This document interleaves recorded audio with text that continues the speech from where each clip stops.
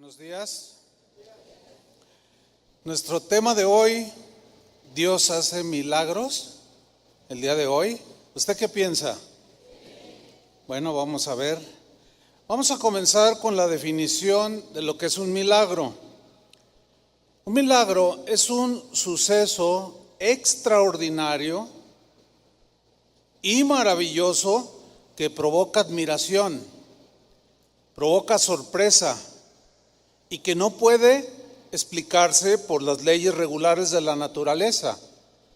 Y este hecho se le atribuye a la intervención de Dios. Esa es la definición de un milagro.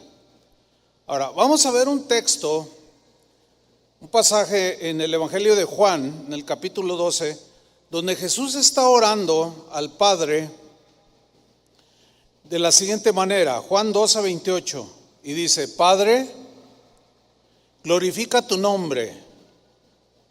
Entonces vino una voz del cielo. Quiero subrayar esa frase: vino una voz del cielo.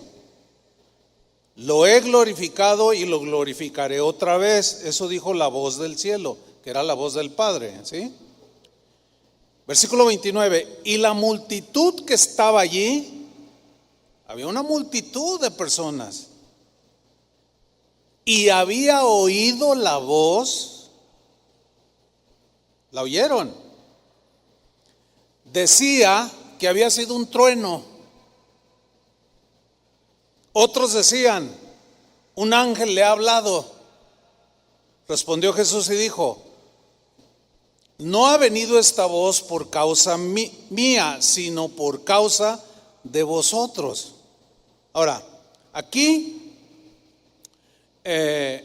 podemos tomar ciertas posiciones o actitudes ante lo sobrenatural y lo milagroso, porque como vemos aquí, unos decían una cosa, otros decían otra, de un hecho milagroso. Dios habló audiblemente. Una actitud que se puede tomar, o que algunos toman, es el de dar una explicación natural y científica, dirían otros, ¿no? De algún suceso extraordinario. Es una actitud que algunas personas, una posición que algunas personas toman. No existen los milagros, todo tiene una explicación natural, dicen. Bueno, y se respeta, ¿verdad? Cada quien piensa lo que quiere, ¿no? En este pasaje que leímos, Dios acababa de hablar desde el cielo de una manera clara. Todos lo oyeron. Algunos dijeron que había sido un trueno. Nada que ver, ¿verdad? Un trueno es algo, una explicación natural. Pues un trueno, un relámpago, tronó el cielo. Ellos queriendo dar una...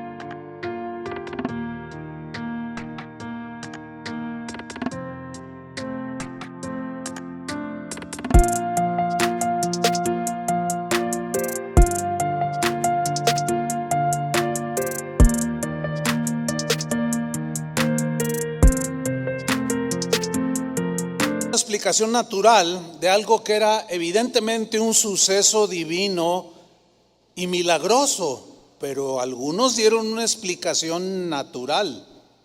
Ok. Otros toman la actitud de distorsionar un evento milagroso. De lo que sucedió lo distorsionan o se confunden ante el hecho milagroso y dicen cualquier cosa, como los del pasaje que acabamos de leer. Un ángel le ha hablado. Nada que ver, un ángel. O estaban confundidos o deliberadamente dijeron un ángel No querían reconocer que la voz del Padre había venido. Era un suceso milagroso, pero tomaron esa actitud y distorsionaron el hecho milagroso de la voz de Dios. Otros toman la actitud de atribuir los milagros a Satanás. No, esos están un poco más fuera de onda, ¿no?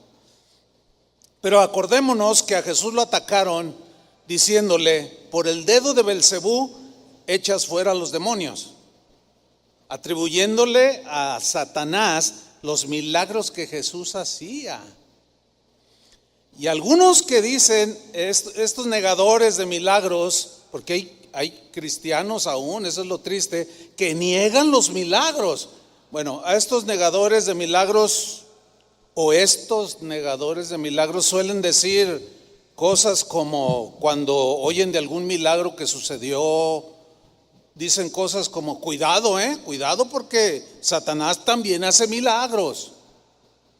Y citan un pasaje que donde se menciona a la bestia, de Apocalipsis 13:13, donde dice que la bestia también hace grandes señales, de tal manera que aún hace descender fuego del cielo a la tierra delante de los hombres.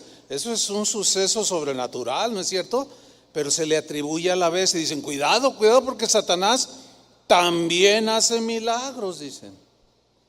Y luego citan a Pablo cuando habla del anticristo, del hombre inicuo, en segunda carta a los Tesalonicenses, capítulo 2, versículo 9, donde Pablo dijo: el advenimiento de este impío, de este inicuo, de este hombre malo, o sea, el anticristo, que es por obra de Satanás, irá acompañado, o sea, su aparición irá acompañado de hechos poderosos, señales, y yo subrayé con comillas, y falsos milagros.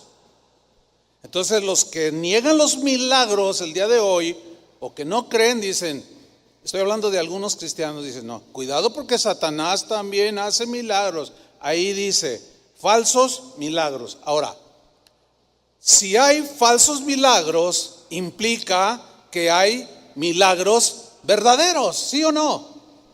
Bueno, ahí vamos bien. Pero qué ironía. Algunos creen que Satanás hace milagros y que Dios ya no los hace. Irónico, ¿no? Otros toman la actitud de afirmar tajantemente, rotundamente, que el tiempo de los milagros ya cesó, terminó. Que terminaron los milagros cuando el último de los apóstoles murió, porque eran a los que Dios había encomendado y les había dado el poder de hacer milagros. Y dicen: cuando murió el último apóstol, cesaron los milagros en la tierra.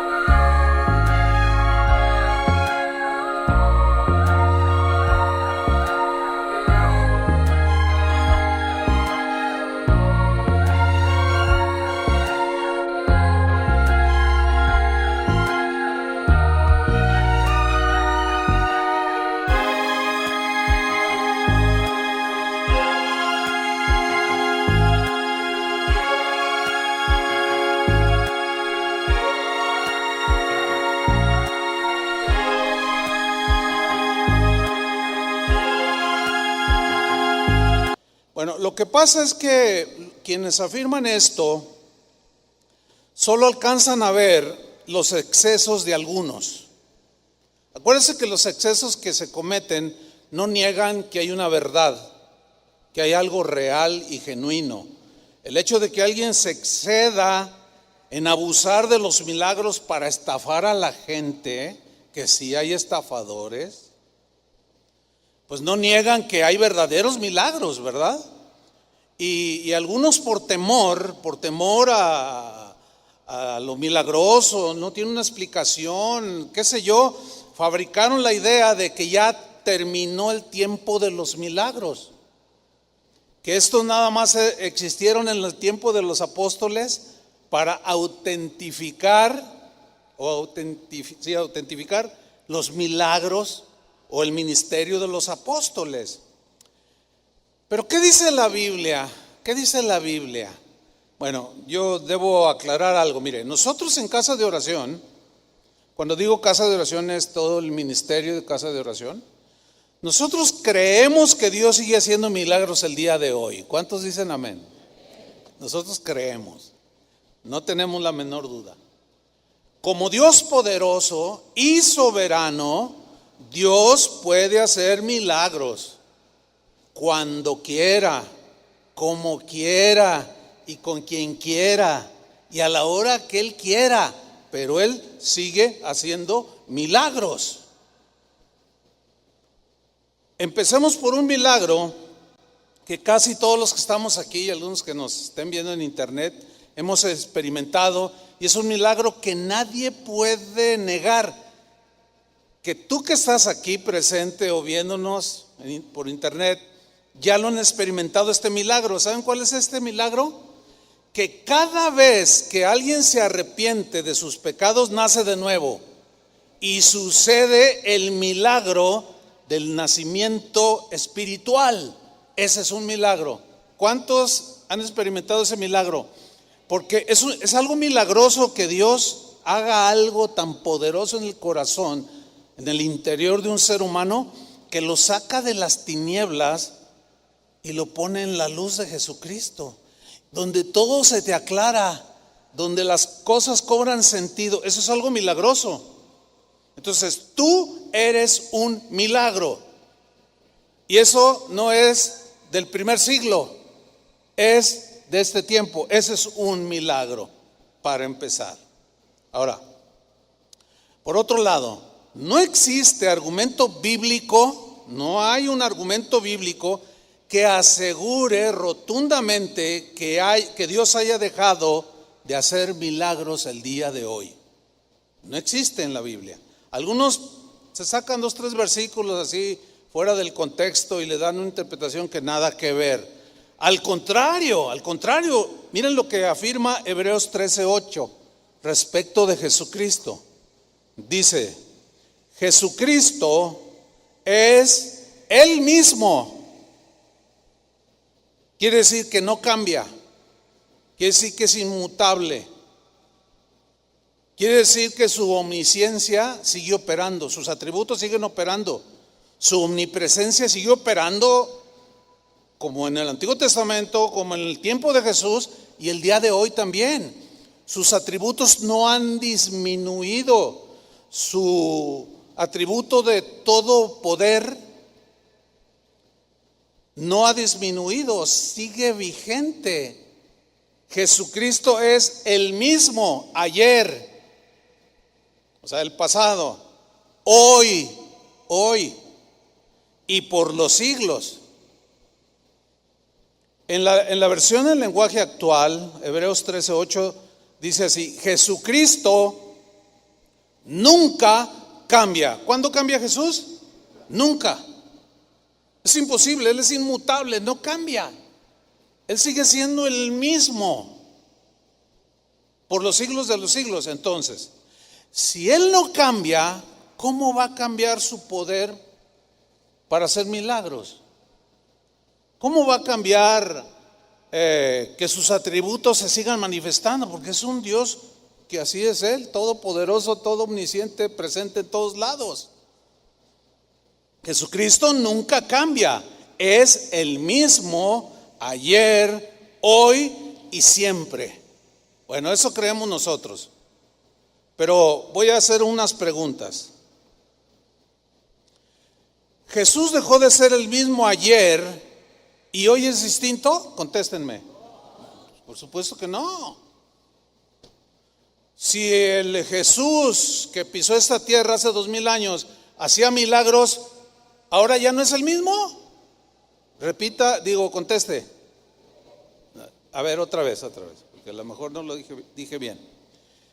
Jesús, el que hizo milagros en el primer siglo, ¿sigue haciéndolos el día de hoy? Por supuesto que sí. ¿O ya cambió? Por supuesto que no. Si los hizo en el primer siglo, en el siglo XXI, lo sigue haciendo. Por supuesto. Porque si no, pues entonces ¿cómo está el asunto? Ya no es el mismo de ayer, hoy y siempre. ¿Sí? Porque si ya cambió, entonces ¿cómo será por los siglos de los siglos?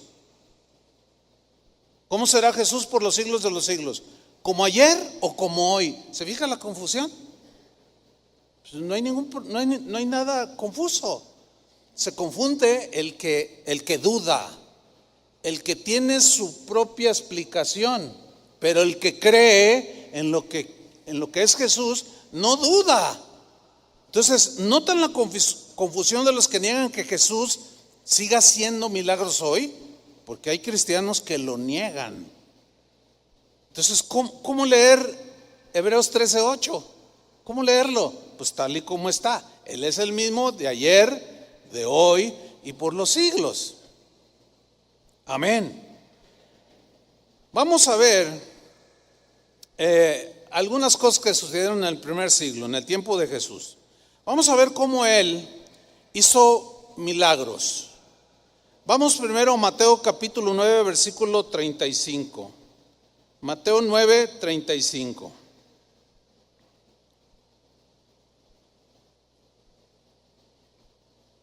Cuando lo tenga, diga ya.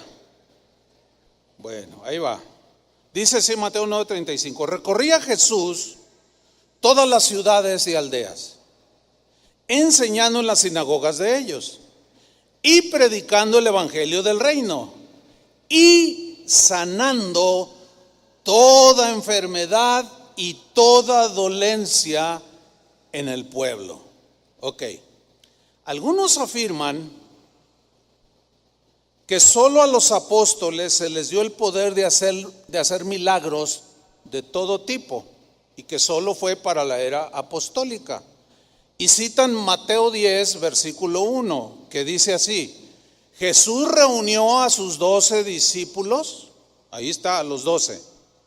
A cada uno le dio poder para expulsar malos espíritus y para sanar toda clase de enfermedades. Y dice, no, solo a los apóstoles se les dio ese poder. Pero eso es impreciso. Esa es una media verdad. Es verdad que aquí a los apóstoles les dio directamente a los 12 el poder de hacer cosas poderosas, milagrosas en el nombre de Jesús. Pero es impreciso. ¿Por qué? Porque en Lucas 10, versículo 1, dice también que después de estas cosas designó el Señor también a otros 70. Entonces ya no fueron solo a los 12, ¿verdad que no? Fue a 70.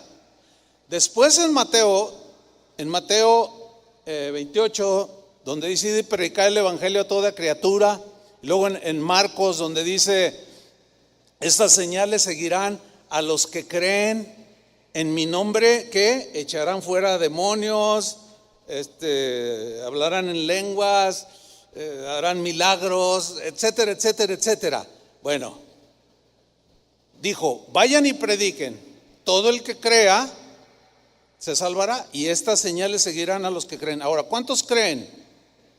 ¿Eso fue nada más para ayer o es presente? Es presente. Entonces, las señales nos siguen a los creyentes. ¿Cuáles señales? En mi nombre echarán fuera demonios, hablarán nuevas lenguas, comerán cosas mortíferas, serpientes, escorpiones, se enfrentarán toda fuerza al enemigo y nada los tocará. Esa es una vida de poder, ¿sí o no? Una vida de milagros cotidianos, no eventuales sino cotidianos. Bueno, sigo leyendo Lucas 10:1 para comprobar que no solo a los 12 les delegó el poder de hacer obras maravillosas. Designó pues el Señor también a otros 70, a quienes envió de 2 en 2 delante de él a toda ciudad y lugar a donde él había de ir.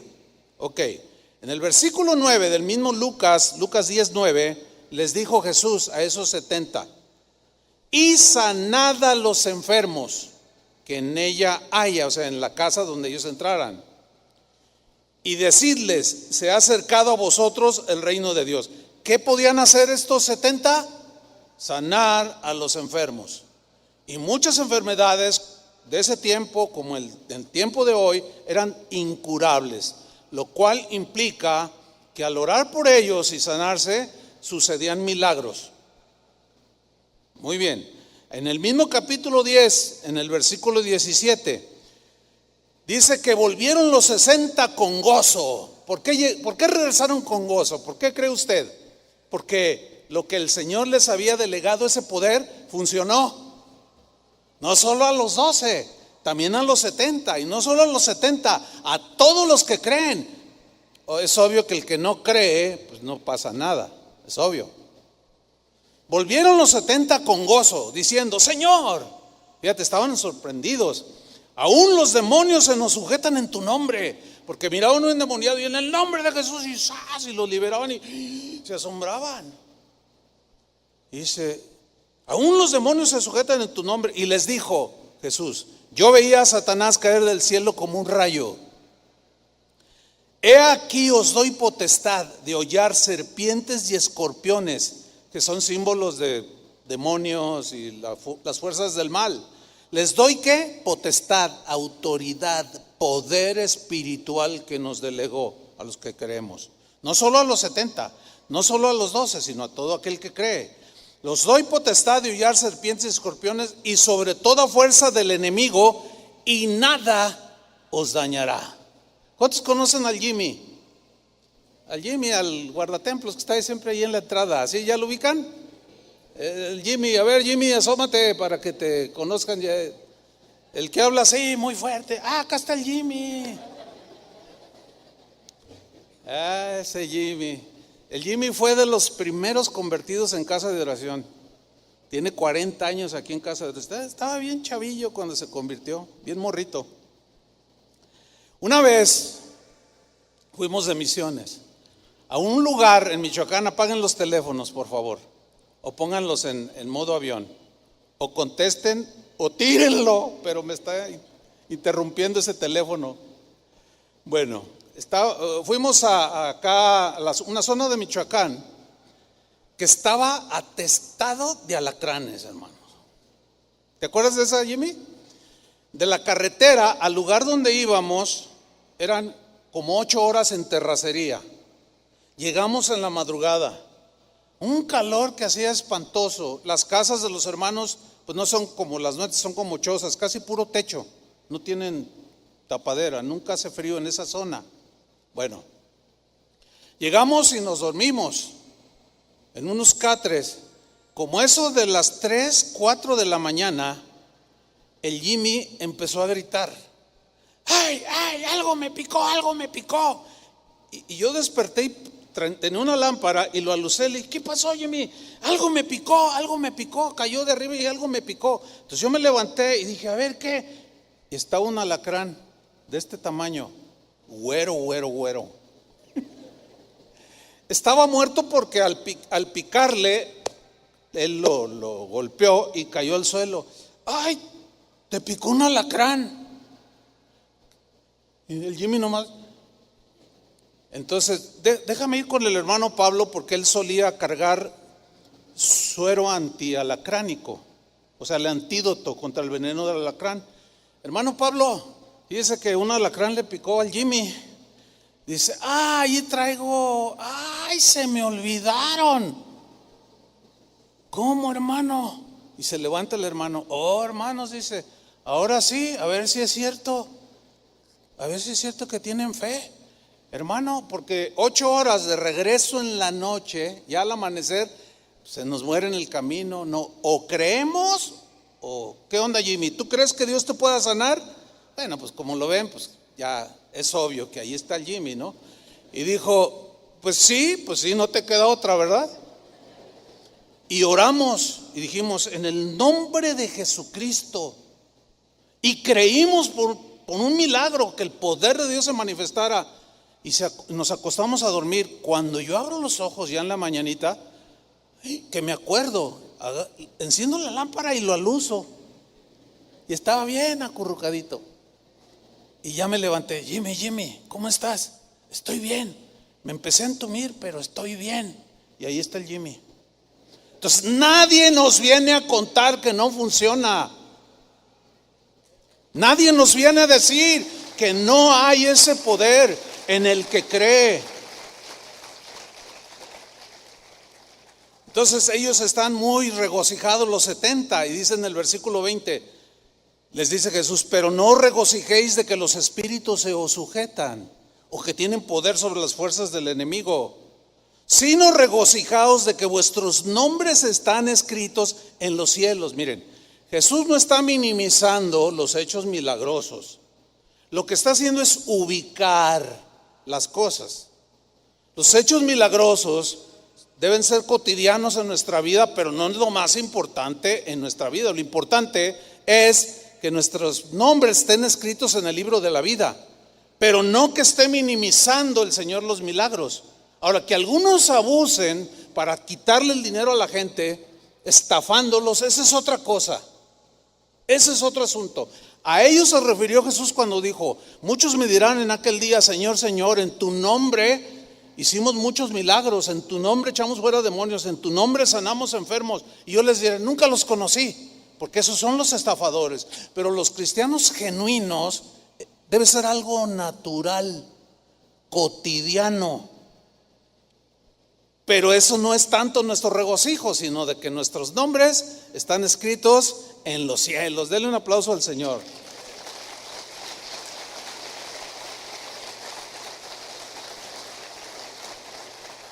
En el versículo 21, Lucas 10:21, miren lo que hizo Jesús. En aquella misma hora, después de lo que les acaba de decir, Jesús se regocijó en el Espíritu. O sea, un profundo gozo espiritual se manifestó en Jesús.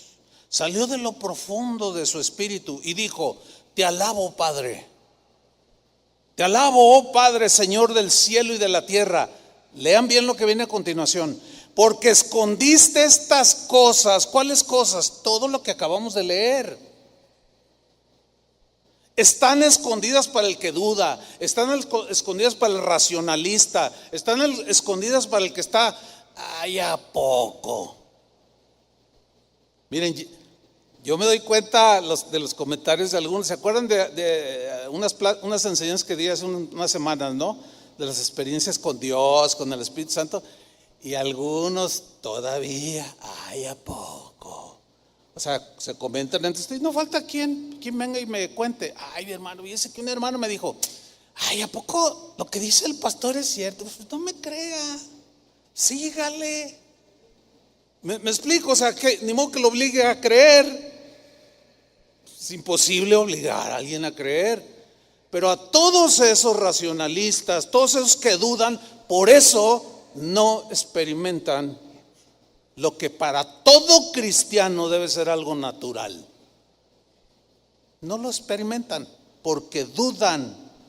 Y Jesús se regocija y dice, te alabo, oh Padre, Señor del cielo y de la tierra, porque escondiste estas cosas de los sabios y de los entendidos, los que dan toda explicación, como los que estaban allí que oyeron la voz de Jesús. Explicación científica, era un trueno.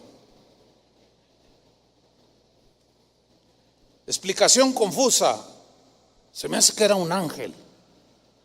Pero nunca reconocen que realmente Dios habló. O sea, no reconocen el milagro auténtico. Bueno, esas cosas están escondidas para todos esos.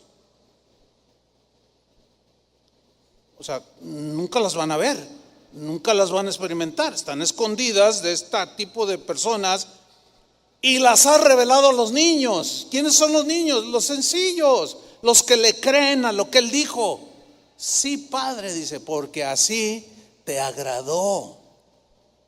Ahora, cuando la ciencia médica llega al final de sus recursos y toda esperanza humana se ha desvanecido, en respuesta a las oraciones de los que creen, Dios decide soberanamente en algunas ocasiones, porque no en todas, porque eso es algo soberano de Dios, tocar el cuerpo de alguien enfermo y restaurar la salud de la persona enferma. Eso es algo soberano. Nosotros nos toca orar. Hay unos que se sanan y otros no se sanan. Eso le compete a Dios. Lo que a nosotros nos compete es creer y orar. Yo en lo personal he tenido muchísimas experiencias que me faltaría el tiempo para contarlas todas, de cómo he impuesto mis manos sobre enfermos y sanan, otros no sanan, otros les he impuesto las manos y se mueren. Bueno, es que eso es algo soberano de Dios, pero eso no quita de que sigan sucediendo milagros que de una manera soberana Dios quiera hacerlos. La verdad es que en 40 años, aquí en Casa de Oración, hermanos, tenemos decenas y decenas y decenas de casos de sanidades milagrosas, de enfermedades incurables, cáncer, sida, diabetes, gente que ya los doctores dijeron, no, ya preparen el funeral, y se ora y de manera soberana Dios decide, porque a fin de cuentas Él es el que hace el milagro. Pero tiene que haber gente que ore y crea, y eso nos compete a nosotros. Algunos, fíjense que pues al dudar, pues no experimentan todo esto que estoy diciendo. Miren, en una ocasión, de esto hace como 45 años, todavía Casa de Oración no existía. Esto sucedió en la iglesia donde yo nací. Mi abuelo estaba recién convertido. Era un anciano en ese tiempo como de 85 años. Él había tenido un accidente donde tropezó y al irse hacia el frente se proyectó con una puerta que tenía un vidrio y con el brazo quebró el vidrio, pero los vidrios le rasgaron aquí todo, aquí mira, así. Casi se muere desangrado. Entonces pues lo operaron, lo cosieron y su brazo ya no tenía movilidad. Su brazo quedó así, o sea, siempre lo traía así, no lo podía extender porque la cicatriz y todo eso, entonces su brazo quedó así. Y así anduvo como por, no sé, 5 años el abuelo. Y su mano movía los dedos, pero no podía levantarlos, etcétera. Y siempre andaba así. Bueno, recién convertido vino a Guadalajara y lo llevé a la congregación. Y estaba el abuelo, yo estaba en la alabanza en esa ocasión, y mi abuelo estaba sentado por ahí en la mitad. Y había unos hermanos que estaban predicando, unos invitados, y la esposa de uno de ellos, de pronto, ella dice, ese señor que está allí, el de lentes gruesos, era mi abuelo, y dice, póngase de pie. Y mi abuelo se pone de pie y le dice, Dios quiere hacer un milagro con usted, no sé qué tipo de milagro. Entonces le digo, yo y otros allí que lo conocían le dijeron, es que su brazo está tullido, su brazo estaba así. Dice, en el nombre de Jesucristo, dice la hermana, levanta tu brazo. Y el abuelo dice, no puedo. Y le dice, no digas no puedo, en el nombre de Jesucristo levántalo. Y mira, delante de toda la congregación, el abuelo levantó esta mano y de pronto empezó, y él sorprendió así, su brazo terminó así llorando el abuelo. Así es que no me digan que no hay milagros. Jamás nos van a poder convencer. Dios es un Dios de milagros, poderoso, y es el mismo ayer, hoy y por los siglos. Repito, el hecho de que algunos abusen y hagan teatro aún en las plataformas de las iglesias con supuestos milagros no significa que todo es fraude, por el amor de Dios.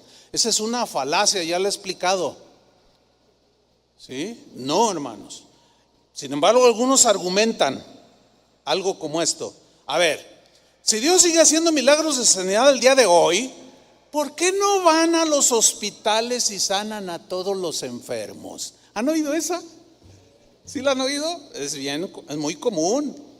A ver, ¿por qué no van a los hospitales y sanan a todos los enfermos? Dicen. Bueno, hay varias respuestas a este argumento falaz y tendencioso. Una respuesta es porque no todos creen. Amén. Porque a mí me ha tocado ir a los hospitales muchas veces y a ver a un hermano y a todos los demás o en el pasillo. Oiga, ¿me deja orar por los enfermos? Oiga, ¿me permite orar? No, yo no creo en Dios. ¿Ah, sí? Entonces, ¿cómo se van a sanar? Otra respuesta es porque algunos quizás necesitan el quebrantamiento del corazón a través de esa enfermedad para volverse a Dios. Porque algunos cuando se acercan, te acercas a ellos, me deja orar y le empieza a compartir la palabra de Dios, se quebrantan, piden perdón, abren su corazón, reciben a Cristo. Se ora, algunos en la soberanía de Dios sanan, otros no, se mueren, pero su alma es salva. Entonces, ¿cómo va uno a llegar? Ese es un argumento muy pues tendencioso, ¿no? Es decir, si uno va al hospital y no todos sanan, ¿significa que Dios no hace milagros? Pregunto. Si yo voy al hospital y no todos se sanan, ¿significa que Dios no hace milagros? Pues no, por lo ya explicado. Ahora, vámonos a la Biblia, ¿qué dice al respecto? Resulta que Jesús no siempre sanó a todos. Y ahí ya la falacia esa de, a ver, ¿por qué no vas a los hospitales? Se derrumba, pero sí como castillito de naipes. ¿Se acuerdan de aquel estanque de Betesda donde Jesús sanó a un paralítico? Pues había un montón de enfermos, ¿y por qué no los sanó a todos? A ver. Bueno, vamos a leer este pasaje. Juan 5:2. Y hay en Jerusalén, cerca de la puerta de las ovejas, un estanque llamado en hebreo Betesda. En estos yacía una multitud de enfermos. Hagan de cuenta un hospital. Y Jesús llegó al hospital. Había una multitud de enfermos, ciegos, cojos y paralíticos. Un hospital ambulante.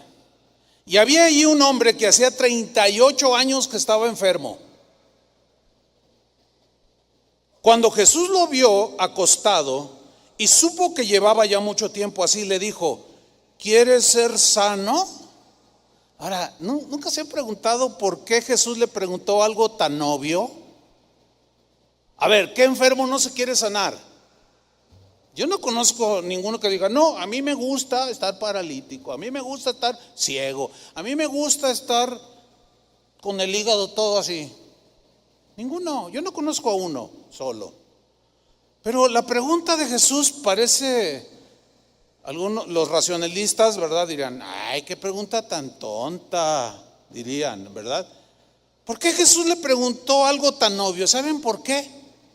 Porque Jesús lo único que espera y demanda es fe, que le crean. Hay gente que nos llama y dice, oiga, pastor, por favor vayan a orar al hospital por mi abuelita, ¿verdad? Oiga, y ella cree, no, más bien atea a la viejita. ¿Y quiere que vaya a orar para que el Señor la sane? Pues sí, pero ella no cree nada, O sea, está casi imposible eso. Ahora fíjate en el versículo 7, le responde este hombre, Señor, le respondió el enfermo.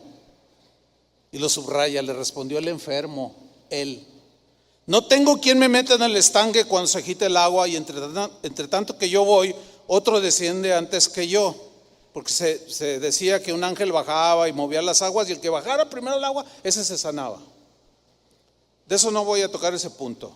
Jesús le dijo, el versículo 8, levántate, toma tu lecho y anda. Y al instante aquel hombre fue sanado y tomó su lecho y anduvo. Pregunta, ¿a cuántos sanó Jesús en ese hospital ambulante? A uno. ¿Y por qué no sanó a todos? ¿Por qué? Es una buena pregunta, ¿no? Bueno, ahí está la respuesta para los que dicen, ¿por qué no van a los hospitales a orar por los enfermos y que todos se sanen? Pues ni Jesús lo hizo, por las razones que expliqué y otras muchas. Ahora, otra respuesta también consonante bíblica a ese argumento tendencioso está en Marcos 6:4. Marcos 6:4 dice: mas Jesús les decía, no hay profeta sin honra sino en su propia tierra, porque ni sus familiares creían en él, y entre sus parientes nadie es profeta en su tierra. Hasta hay un dicho, ¿verdad?, conocido en casi todo el mundo: nadie es profeta en su tierra. Dice, y entre sus parientes y en su casa. Ahora fíjate el versículo 5 y subráyalo o apréndelo de memoria para cuando te salgan los negadores de milagros. Versículo 5: y no pudo hacer allí ningún milagro. Ahora, fíjate, dice que no pudo hacer allí ningún milagro. No pudo. No, mira, déjame explicarte esto. No es que su poder haya disminuido. No, porque Él es el mismo de ayer, hoy y por los siglos. ¿A qué se refiere y no pudo hacer allí ningún milagro? Sigamos leyendo. Salvo que sanó a unos pocos enfermos, no a todos. Ahora, ¿podía sanar a todos? Sí, porque hay otros pasajes donde dice que sanó a todos, pero porque todos creían. Y aquí sanó unos pocos y no pudo hacer allí ningún milagro. Ahora, ¿eso significa que él se le había disminuido el poder? Claro que no. Pero entonces, ¿por qué no pudo hacer ningún milagro? ¿Por qué no hizo ningún milagro allí y solo unos poquitos enfermos se sanaron, poniendo sobre ellos las manos? Aquí está en el versículo 6 la respuesta: y estaba asombrado, así maravillado de la incredulidad de ellos. Ahí está. ¿Por qué no pasa nada en la vida de algunos de vosotros, para que se oiga bíblico? Por su incredulidad, porque siguen dudando, por eso. Y luego ven los milagros en nosotros y empiezan a dar sus explicaciones naturales, científicas. Fue un trueno. No le dolía, lo que pasa es que estaba en su mente. Y se agarran con unas explicaciones impresionantes. Y otros más confundidos, así como que, ay, a mí se me hace que fue con un brujo. Yo vi que le hicieron una limpia. Y quién sabe cuántas cosas inventan. Pero los sencillos, los que creen, son asombrados por el poder de Dios cuando se manifiesta y suceden cosas milagrosas. Y estaba asombrado Jesús. ¿Te puedes imaginar al Hijo de Dios, al autor de nuestra fe, asombrado, así como una actitud más así como no creen? No creen. Estaba asombrado de la incredulidad de ellos. En la versión Palabra de Dios para Todos, este versículo 6 dice: Jesús estaba muy sorprendido porque la gente de su pueblo no tenía fe. Ahí está la respuesta. Dios sigue haciendo milagros. ¿Cuántos dicen amén? De todo tipo. Dios sigue haciendo milagros de provisión, por ejemplo. Cuando no hay suficiente dinero, cuando las cosas escasean, las cosas materiales cotidianas de la vida, así como lo hizo cuando Él pisó esta tierra, lo sigue haciendo el día de hoy, sin duda. Vamos a Juan capítulo 6. Juan capítulo 6, versículo 1. Después de esto, dice, Jesús fue al otro lado del mar de Galilea, el de Tiberias, y le seguía gran multitud, porque veían las señales que hacía en los enfermos. Milagrosamente los sanaba. Entonces Jesús subió a un monte y se sentó allí con sus discípulos. Y estaba cerca la Pascua, la fiesta de los judíos. Cuando alzó Jesús los ojos y vio que había venido a él gran multitud, le dijo a Felipe, uno de los apóstoles: ¿de dónde compraremos pan para que coman estos? Pero esto decía para probarle, o sea, a ver cómo iba a reaccionar Felipe, porque Felipe ya había visto lo suficiente del poder de Dios, de Jesús y del poder de Dios. Felipe junto con los otros ya habían visto muchos milagros, y ahí estaba una multitud de 5,000, sin contar las mujeres y los niños, dice Mateo. Que los cálculos, según los entendidos, eran entre 10 a 12,000 o hasta 15,000 personas, porque siempre hay un montón de niños y de señoras, ¿verdad? De mujeres. Pero nada más contaron a los varones, y ahí estaban. Jesús ya sabía lo que iba a hacer, pero estaba probando a Felipe a ver cómo iba a reaccionar. Dice: ¿de dónde compraremos pan para que coman todos estos? Pero esto decía para probarle, porque él sabía lo que había de hacer. Felipe le respondió: 200 denarios, que era una buena cantidad, 200 denarios de pan no bastarían para que cada uno de ellos tomase un poco. No alcanzamos, Señor, los fondos escasean, no hay lo suficiente. ¿Qué sucede? Uno de sus discípulos, Andrés, hermano de Simón Pedro, le dijo: Señor, aquí está un muchacho que tiene 5 panes de cebada y 2 pececillos. O sea, llevaba su sándwich de pescado en su travesía siguiendo a Jesús. Y dice Andrés: ¿mas qué es esto para tantos? Se entiende que el chico, el muchachito, quizás estaba ahí ya ven que los niños siempre se vienen adelante. Quizás él escuchó: ¿cómo les damos de comer, Felipe? ¿Cómo le vamos a hacer? Y a lo mejor en el corazón humilde y sencillo de un niño sacó su lonche y dijo: bueno, pues yo quiero compartir lo que traigo. Entonces Andrés le dice: Señor, pues mira, aquí hay un muchacho que trae unos 5 panes y 2 pececillos. ¿Pero qué es esto para tantos?, dice el mismo Andrés. Entonces Jesús dijo: haced recostar la gente. O sea, empezó a poner orden. No quiero que no, todo ordenado. Háganlos recostar en el pasto. Y había mucha hierba en aquel lugar, hasta con cocholcito y todo, ¿verdad? Y se recostaron como en número de 5,000 varones. Mateo dice sin contar las mujeres y los niños. Versículo 11. Y tomó Jesús aquellos panes, y habiendo dado gracias, los repartió entre los discípulos.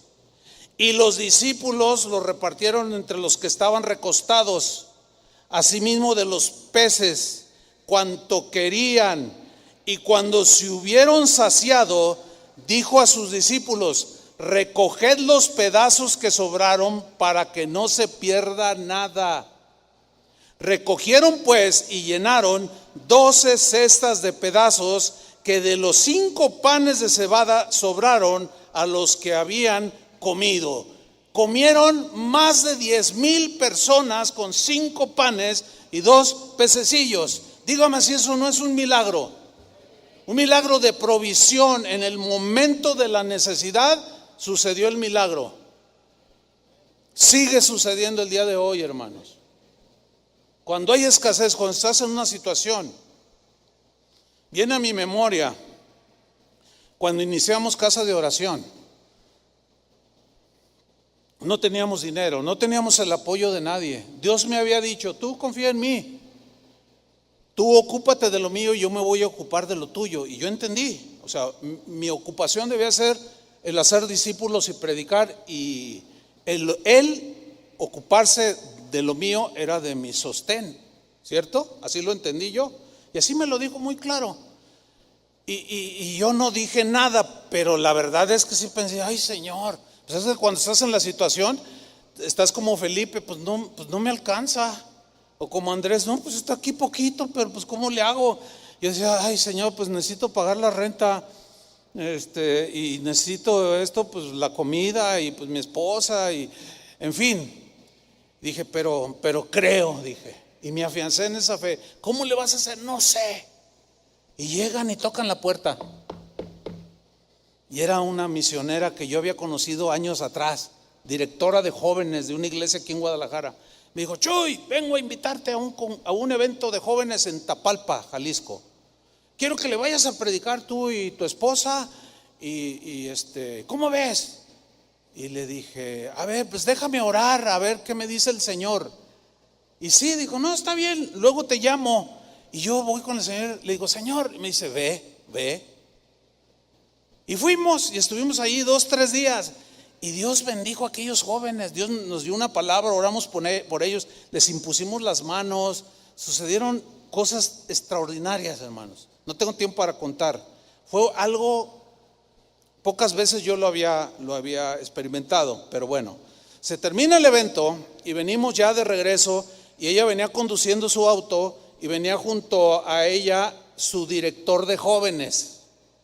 Venía de copiloto y venía yo de este lado atrás junto con mi esposa, y venía manejando y venía diciendo la misionera: hermano Chuy, qué bendición, los jóvenes están bien bendecidos y cómo los llenó del Espíritu Santo. Y venía ella hablando en voz fuerte todo lo que había sucedido, venía contentísima la hermana. Y nosotros: gloria a Dios, y Dios es bueno. Y veníamos y empezamos a cantar, ¿no? Veníamos pero gozosos. Y en eso le dice al copiloto, le dice: pásame mi bolso que está abajo de tu asiento.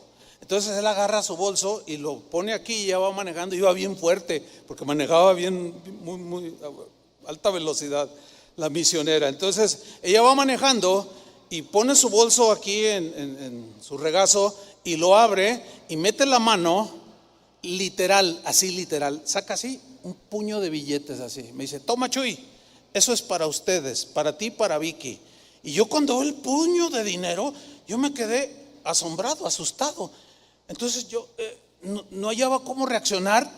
Y luego el joven que venía junto a ella le dice: ¿qué estás haciendo?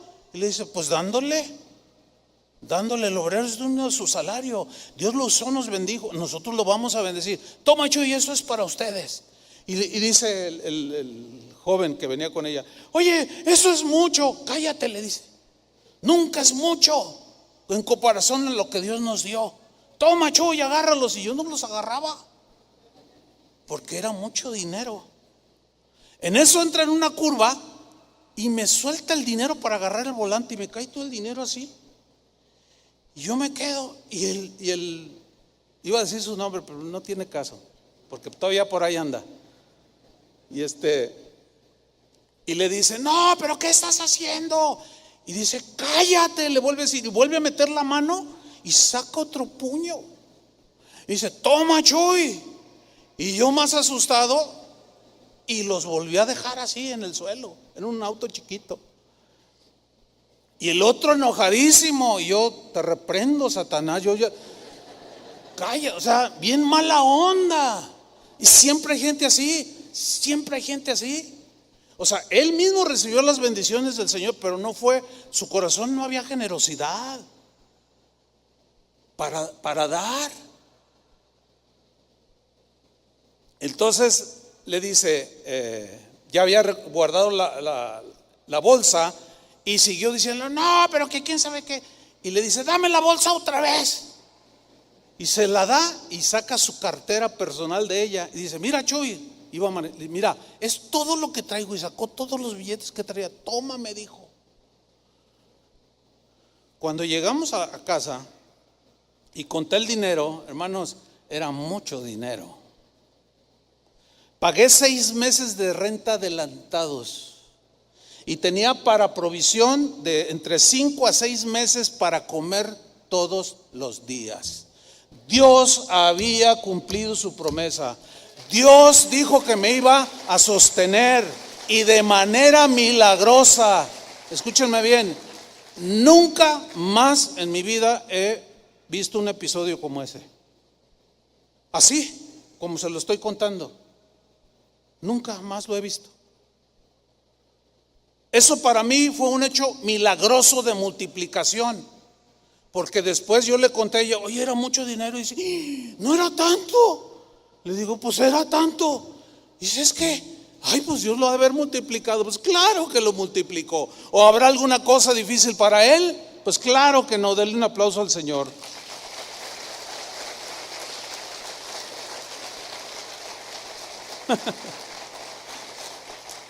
Hace 2 semanas estaba en casa de oración Houston con el pastor David Guevara, que estuvo aquí en el Congreso de Alabanza, y vivimos un milagro que se lo quiero contar.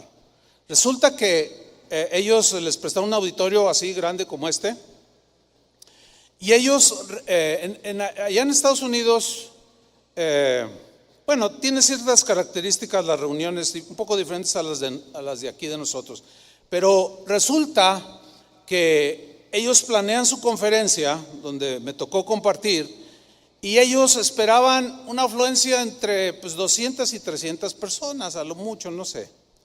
Y ellos dijeron, vamos a regalarles el refrigerio del sábado, que era cuando se convocó a la gente que quisiera ir. Y ellos prepararon ración para 200 personas, pero resulta que habían más de 600 personas en el auditorio. ¿Y qué cree que pasó? Todos comieron y muchos repitieron de ración. Cuando terminó, David se me acerca y me dice, pastor, acabamos de comprobar un milagro, y me contó esto. Yo le digo, pues sí, pues de aquí en adelante, mi estimado David, debe ser lo cotidiano de un cristiano. Ahora, dirían los que niegan que Dios sigue haciendo milagros cosas como, es que no contaron bien a la gente. Otros dirían, no, lo que pasa es que lo más probable es que alguien llevó más comida y no se dieron cuenta. Otros dirían, están exagerando para manipular a la gente. Que no fue algo público, no lo dijeron público, a mí me lo dijeron porque ya se había acabado la reunión. Otros dirían, el diablo también hace milagros, Hermanos, Dios sigue haciendo milagros que escapan al entendimiento humano.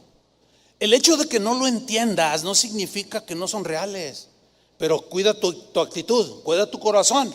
No digas fue un trueno, no des tus explicaciones racionales. Y no digas, ay, un ángel, ay, se le apareció, ay, que lloró aquello, ay, que le salió una lágrima de sangre, ay, que esto y lo otro. No inventes. Lo milagroso que viene de Dios es y seguirá siendo, es y seguirá siendo. ¿Se acuerdan cuando Jesús caminó sobre las aguas? Y Pedro también caminó sobre las aguas. Cuando él iba, dice que se alejó la barca y él los alcanzó, y ellos vieron a lo lejos, así entre la penumbra, y gritaron, ¡un fantasma! Y Jesús dice, no, soy yo, les dice. Yo me imagino, hasta con cierto humor, así me lo imagino, no soy la Llorona. No, eso no. Eso de la Llorona es aquí de México. No soy un fantasma, soy yo, les dice. Entonces Pedro, entre la penumbra, dice, pues si eres tú, a ver, manda que yo vaya sobre las aguas. Y Jesús le dice, ven. ¿Y qué hizo Pedro? Descendió de la barca y caminó sobre las aguas. Claro, los que explican todo dirían, ay, ¿quién camina sobre las aguas? Ay, pues es lógico que la ley de la naturaleza, de la gravedad, se aplica. ¿Y quién flota sobre? Pues nadie. Todos se hunden, ¿sí o no? Yo si me tropiezo, no vuelo. Pues eso es lo natural.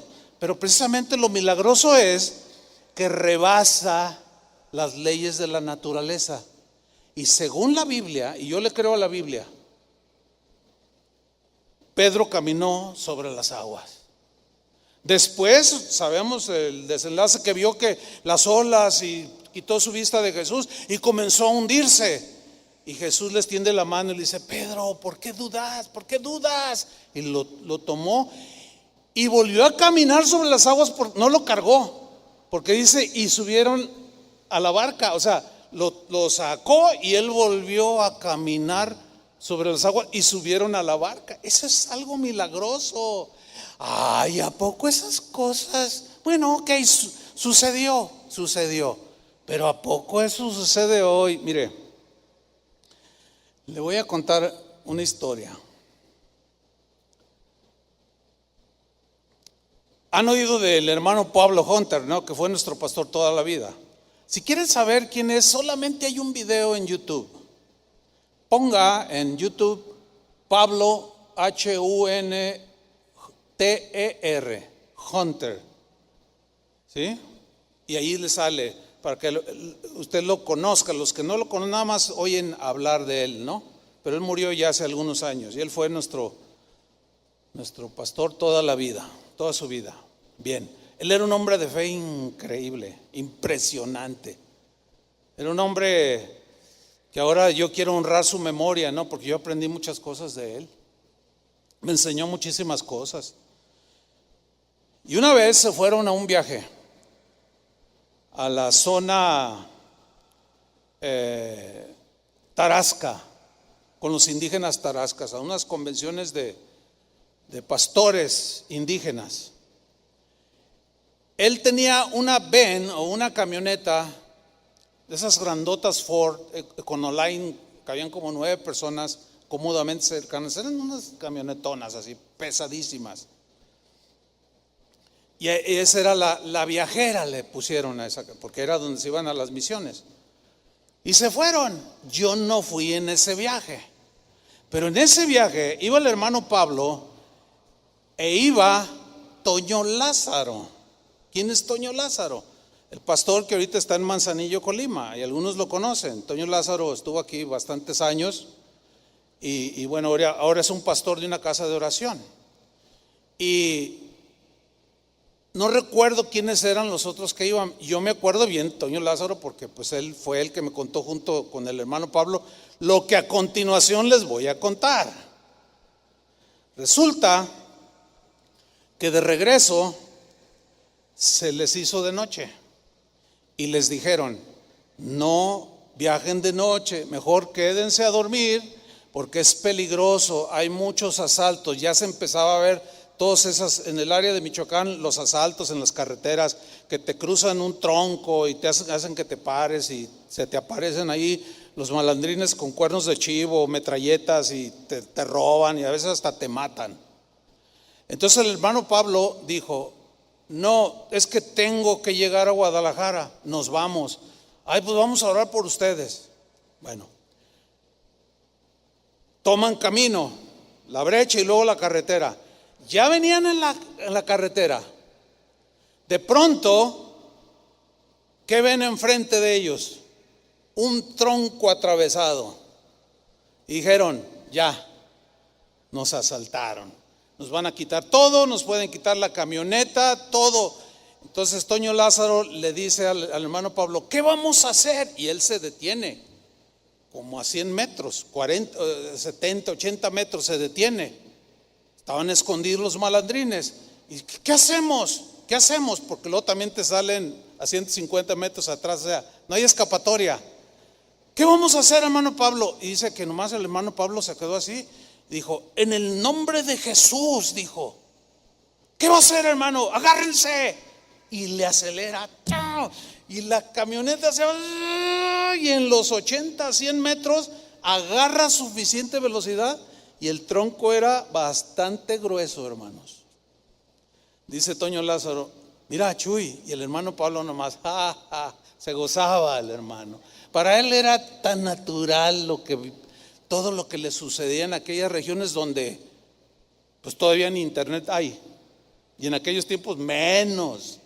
Allá en aquellos lugares donde la gente sencilla, como los niños, suceden, yo les podría contar, no terminaríamos, hermano. Bueno, dice Toño Lázaro que él nada más cerró los ojos: vamos a estrellarnos con él, nos vamos a volcar, nos vamos mal. Dice: de pronto, dice, yo sentí algo extraño, como que me incliné así, abro los ojos, pastor, yo no sé si nos creas. Y el hermano Pablo nomás le decía: aleluya. Yo le decía: usted parece Santa Claus, porque siempre le decía: siempre estaba contento. Y oh hermanos, aleluya, decía. Y yo bien emocionado, dime Toño, ¿qué pasó? Pues hermano, es que cuando abrí los ojos, dice, y volteé así, yo vi a los malandrines abajo. La camioneta voló literalmente, pasó el tronco. Y yo dije, ahorita que caigamos, y sí cayó, pero no perdió el control. Y aquí estamos de regreso. La ven voladora. Mira, yo sé que alguien va a agarrar este video, lo va a tomar, va a decir, ay, mira Chuy, creen en las camionetas voladoras. Pues un día voy a invitar a Toño Lázaro para que les cuente ese milagro, que no sucedió hace 2000 años, sucedió hace unos cuantos años atrás, y les puedo contar muchísimos más. Dios sigue haciendo milagros, hermanos. Jesucristo es el mismo de ayer, hoy y por los siglos. Amén.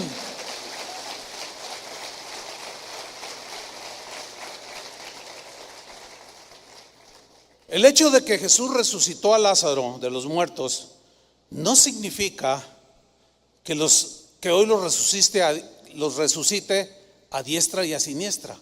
Pero, ¿ustedes creen que Dios puede resucitar con sus propósitos muy definidos el día de hoy a alguien? Déjame contarles algo que a mí esto no me lo contaron, yo lo viví. Estaba precisamente en una parte en la sierra de Oaxaca donde casi nadie llega, un pueblo llamado Las Delicias, Oaxaca. En ese pueblo era habitado más o menos por entre 800 a 1000 personas. Todos los habitantes de Las Delicias eran cristianos.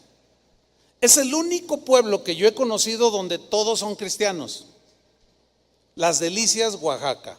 Y todavía está, Y ahorita el pastor de ese lugar se llama Andrés.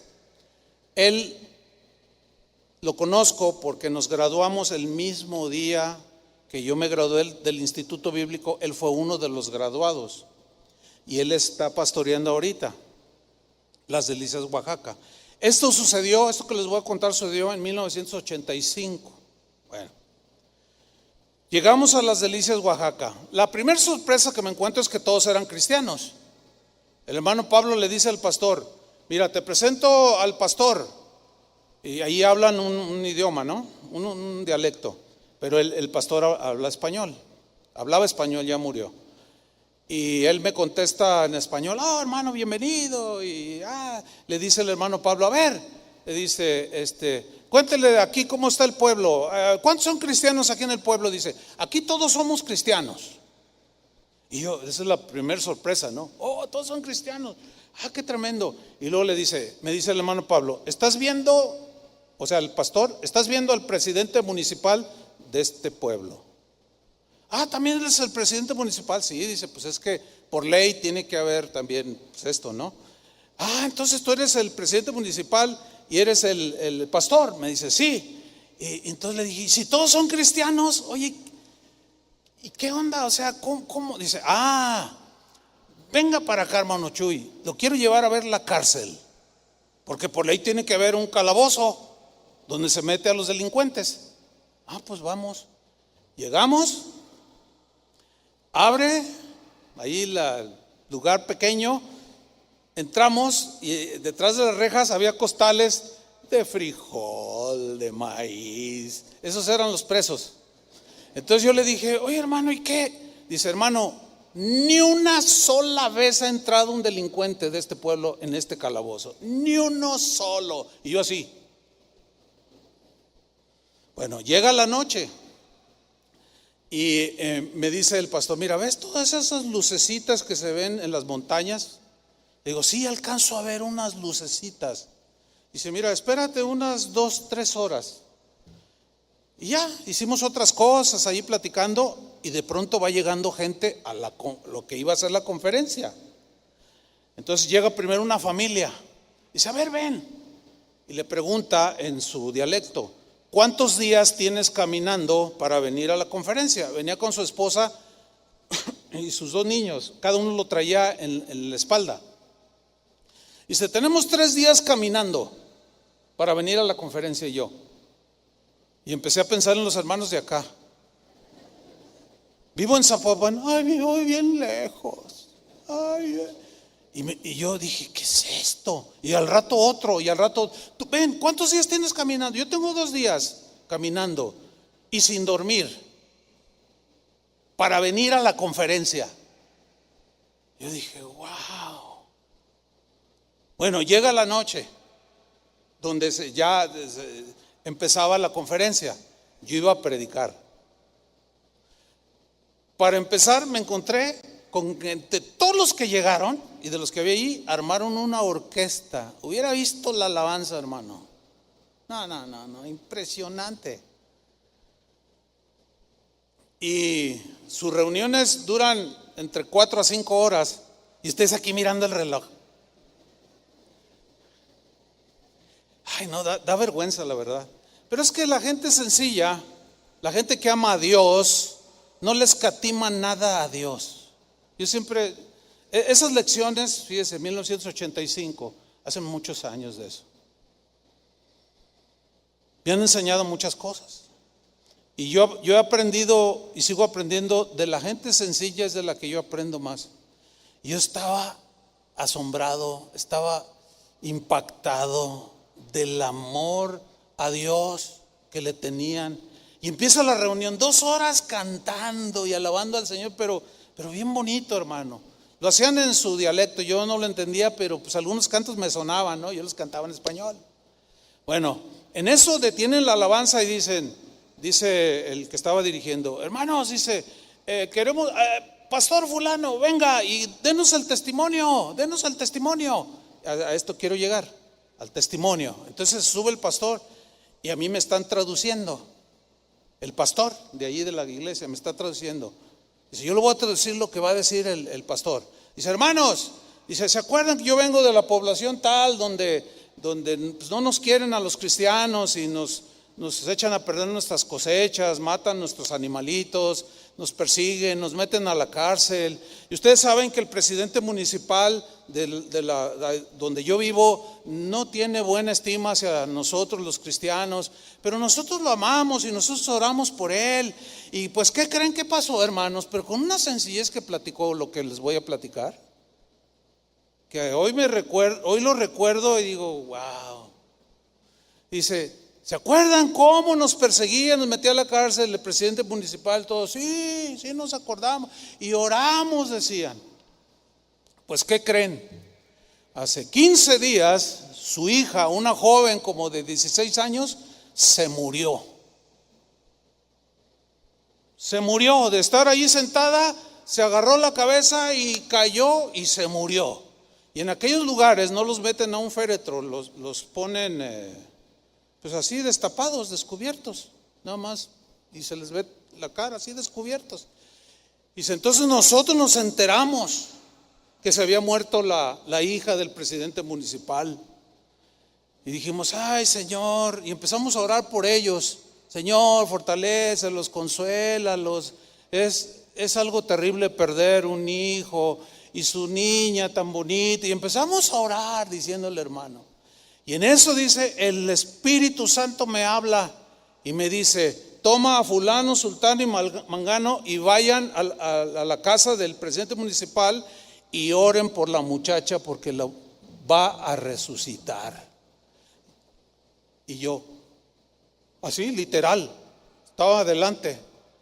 Dice, entonces tomé a fulano, sultano y mangano y nos fuimos rumbo a la casa del presidente municipal.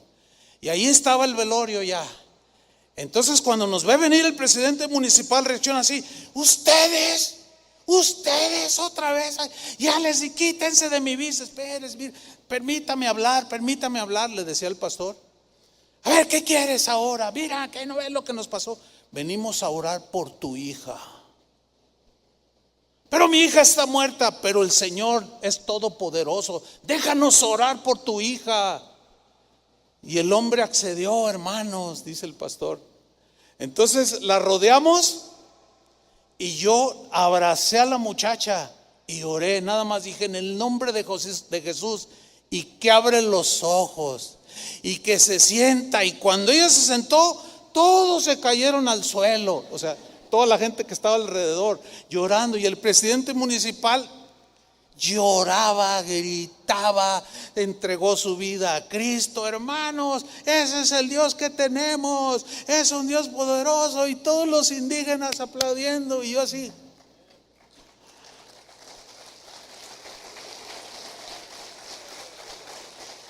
Siguieron testificando y seguimos cantando. Como eso de las 11 de la noche me entregan el púlpito para predicar. Me dice el hermano Pablo, ya te toca predicar.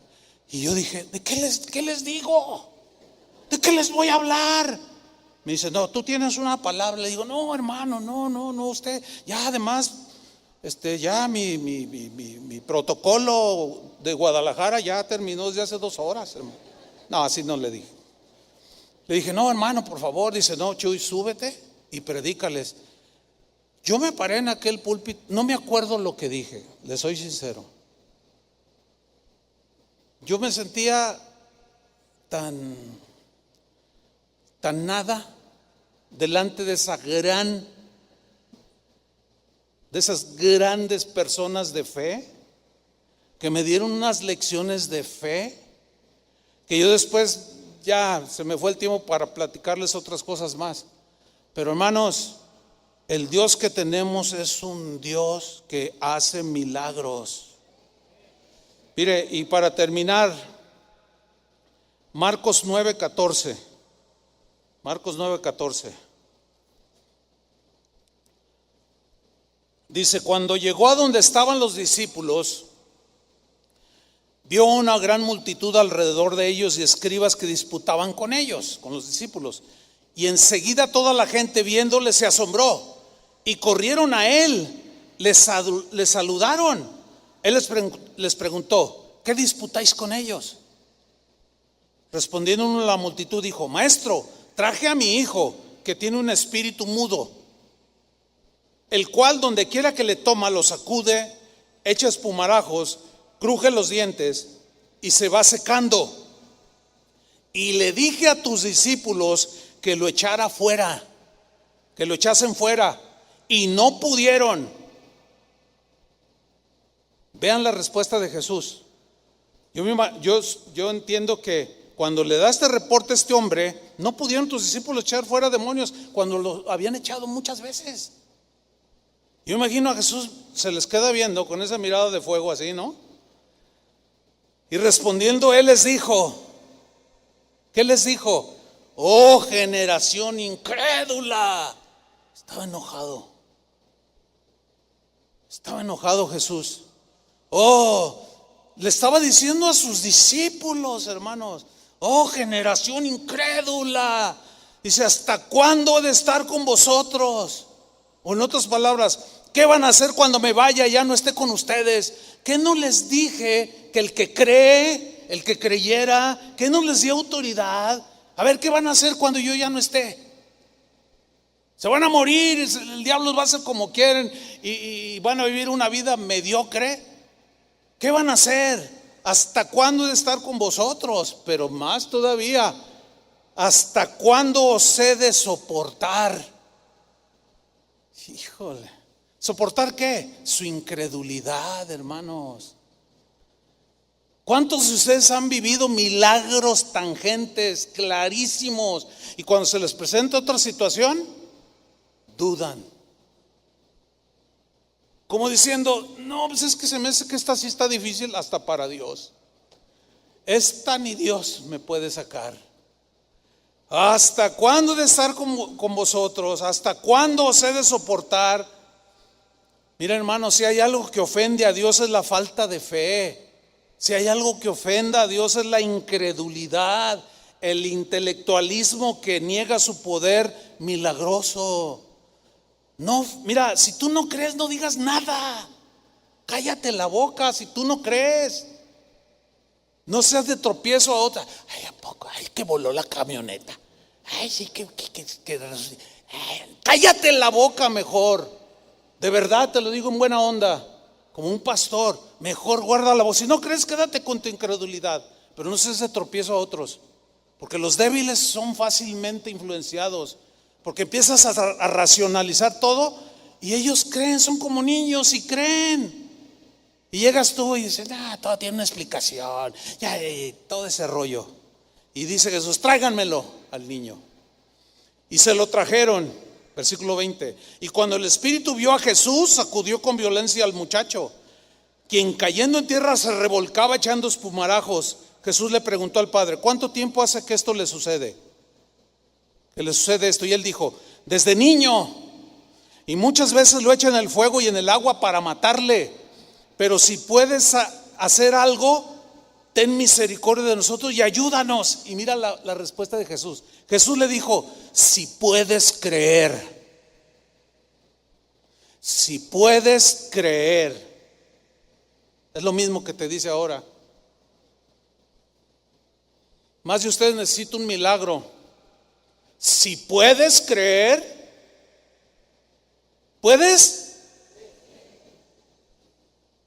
Si puedes creer, al que cree, todo le es posible.